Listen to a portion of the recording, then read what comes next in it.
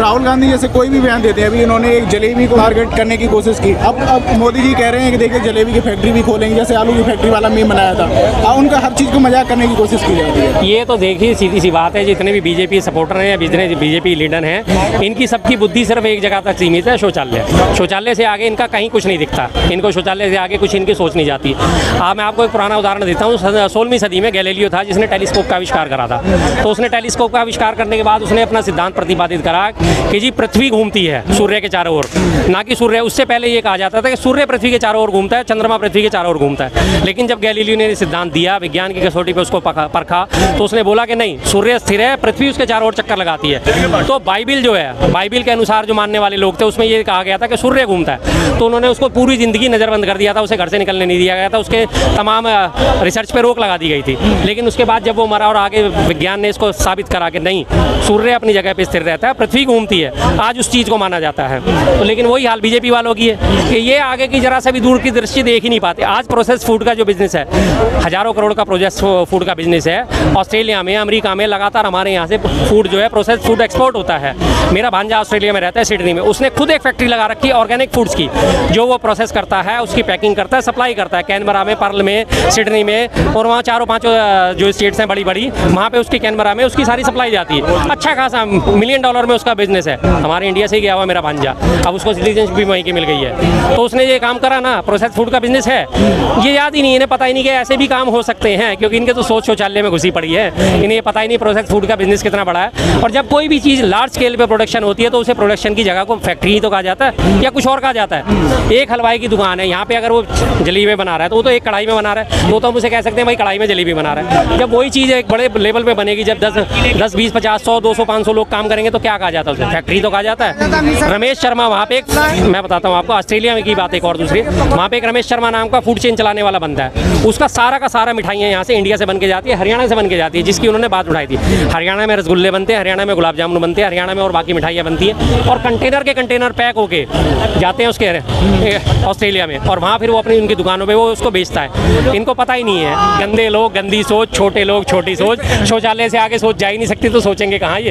एक तरफ मोदी जी छोटे पकौड़े तलने वाली बात भी कहते थे, और अब जब कोई और चीज़ों की बात कर रहा है तो उसका मजाक उड़ा रहे हैं। मैं कहूँ तो रामलीला रासलीला, तुम करो तो कैरेक्टर ढीला, सीधी सी बात है। इसी बात में थोड़ा सा पुराना उदाहरण है, राजीव गांधी जी जब हमारे देश में कंप्यूटर लेके आए थे, कंप्यूटर क्रांति का आह्वान करा था, तो इन्होंने हमारे अटल बिहारी वाजपेयी जी ने बैलगाड़ी पे बैठ के पार्लियामेंट में जाके पहुंचे थे कि कंप्यूटर आ गया अब तो ये देश में नौकरियां खा जाएगा, कंप्यूटर आ गया अब तो देश में नौकरियां खा जाएगा। भारत बंद का आह्वान करा था। जिस दिन 1987 में पहली बार ATM का उद्घाटन हुआ था देश में, तब बीजेपी वालों ने भारत बंद का आंदोलन का आह्वान करा था कि नहीं, अब ये ATM आ गया, लोगों की नौकरियां खा जाएगा। डिजिटल इंडिया की शुरुआत आज करते हैं कि हम digital India, digital India, digital India, make in India की नींव किसने रखी थी? कांग्रेस ने।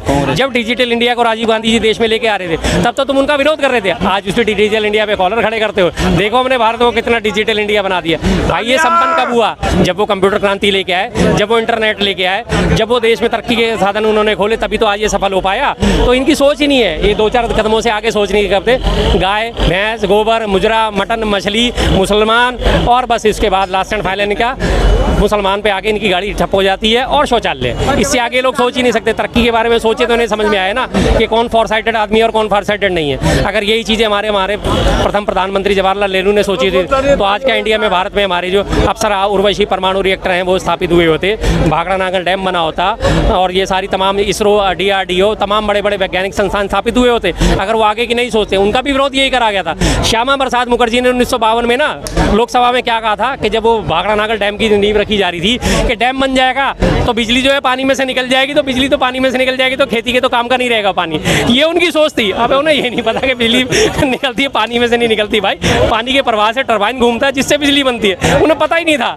लेकिन इतनी बेवकूफ़ होने के बावजूद भी हमारे नेहरू जी ने उनको अपने मंत्रिमंडल में शामिल कर रखा था। लेकिन उनकी सोच कहाँ थी, अंदाजा लगा सकते हो आप इसी चीज़ से। जी कह रहे हैं, अभी आपने हरियाणा में बयान सुना होगा, योगी जी कह रहे थे कि अब तो माहौल ऐसा हो गया है देश में कि मौलवी भी मुसलमान भी राम राम कर रहे हैं। क्या कहेंगे उनके बयान पर आप?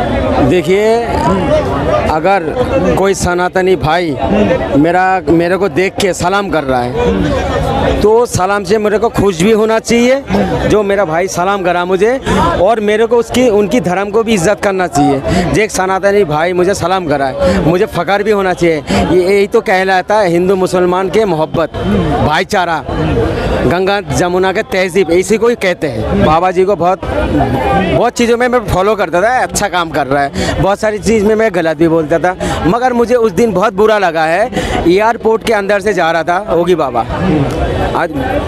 आदित्यनाथ जो है वो जा रहे थे एयरपोर्ट से, एक मौलाना ने देख के उनको कह दिया राम राम कह दिया, राम राम कह दिया है। तो राम राम के कह दिया के मतलब क्या हुआ है, जो मौलाना ने हमारा सनातनी भाई को इज्जत दिया, उनके धर्म का इज्जत दिया, ठीक है, ये होना चाहिए। और यही बाबा जी अपना जहाँ मीटिंग कर रहे थे वहाँ पहुँच गया, जाने के बाद रैली में जाके कह रहा देखो मुसलमान जो है अभी इतना डर चुका है, मैं जब एयरपोर्ट के से आ रहे थे मुझे राम राम कहने लगा। उन्होंने ये कहा माहौल ऐसा हो गया, डरने वाले। वही तो बात हो गया, माहौल और डर क्या हो गया भाई साहब। आप जो है कहते हो क्या मैं मुर्गा नहीं खाता हूँ अंडा खाता हूँ, भाई मुर्गा कहाँ से और अंडा कहाँ से, एक ही जगह से तो आया है। तो माहौल तो खराब कर रहा ना। इसका मतलब क्या हुआ, एक तो उसने हमें हमारा धर्म को नीचा दिखाने के लिए बोल रहा, और दूसरी बात देखो ये डर के बारे में बोला। अरे ओगे जी मैं आपको ऑन कैमरा कह रहा हूँ, मैं मेरे को आप आओ मेरे सामने, मुझे जान से मारने के धमकी भी दोगे ना तब भी मैं बोलूँगा नहीं राम राम। अगर मुझे प्यार से बोलोगे तो मैं 10 के 500 दफ़ा बोलूँगा राम राम। आप ये कह रहे हो मोहब्बत में लोग करते हैं ऐसा? करते हैं। मैं एक भाई है मेरा, उनका नाम है केशव भाई, बहुत अच्छा आदमी है और बहुत मैंने मानने वाले पूजा पाठ करने वाला आदमी है। मैं जब अंदर घुसता हूँ ना, अगर वो मुझे देख लेता है शीशे में तो मुझे सलाम करता है, अगर वो काम करता है ना मैं भी सलाम कर लेता हूँ, ठीक है, वो जवाब भी देते हैं, मैं आदाब भी कह देता हूँ, राम राम भी बोल देता हूँ, क्या दिक्कत है भाई। हम कहते हैं अल्लाह कहते हैं, आप राम कहते हो, एक ही तो बात है। अरे बाबा जी मैं ऑन कैमरा में कह रहा हूँ, आप जय श्री राम के बारे में पहले देखो, गीता को पढ़ो, जो हमारा राम जी ने क्या त्याग करा था, उसने तो आप राजनीति कर रहे हो। हमारा कोई भी धर्म में ये नहीं लिखा हुआ है जो धर्म को यूज़ करो राजनीति के लिए, बिल्कुल मना है। बड़े बड़े आचार्य जी भी मना करते, वो इंसान ही नहीं है जो धर्म का प्रचार कर रहा है। क्यों आपको लग रहा है, क्यों बार बार ऐसा, इससे क्या वोट प्रभावित होते हैं? मैं तो कहता हूँ ये बाकेश्वर बाबा है, ये एक आदमी का इलाज कर रहे थे, ठीक है, बहुत सारे लोग थे इलाज कर रहे थे, तो उसमें इलाज करना चाहिए ना इनको, जो भी इनको तांत्रिक आते हैं, जो भी पढ़ना आता है उससे इलाज करना चाहिए। वो कह रहा अरे मुसलमान, बताओ उस बाबा का मंच में भी मुसलमान का नाम लेना पड़ा है, भाई तुम्हारा इलाज का क्या फायदा है फिर, जो मुसलमान का नाम भी यूज़ कर रहे हो। जैसे बाबा अपना वोट बैंक चमकाने के लिए मुसलमान का नाम ले रहा। मैं तो ऑन कैमरा में कहता हूँ, अगर किसी नेता को नहीं जानता पूरी हिंदुस्तान में, सिर्फ मुसलमान के नाम पे कोई टिप्पणी कर दो, कोई भड़का हुआ भाषण दे दो, पूरी दुनिया जान लेगा ये फलाना नेता है, नेता अच्छा। अरे तुम जो है अभी कौन बाबा था, एक हमारा हुजूर पाक सल्लल्लाहु अलैहि वसल्लम के बारे में टिप्पणी कर, महागिरी बाबा ना क्या नाम था उनका। एक बात सुनो, हमारा हुजूर पाक सल्लल्लाहु अलैहि वसल्लम के बारे में वो क्या जानता है हिस्ट्री। अगर हमारा कोई मजहब का अगर कोई श्री राम के बारे में टिप्पणी करता, ठीक है, अगर ये बोलता हमारा नबी के बारे में बाबा जो बोला टिप्पणी करा है, तो मैं बोलता हाँ ये भी अच्छा बोला, इनकी धर्म को टिप्पणी करा इसलिए हमारा धर्म को। भाई एक आदमी जा रहा, अगर उसको मैं डंडा करूँगा तो डंडा तो मुझे करेगा, मगर हमारा नबी जी के बारे में इतनी गलत बोलते हो आप लोग ना, हम लोग खुद नहीं देखा, हमारा इतनी आस्था है उनसे, हमारा हुजूर पाक सल्लल्लाहु अलैहि वसल्लम के लिए तो अपना गर्दन कटा सकता है हम लोग, इतनी मानते हैं हम।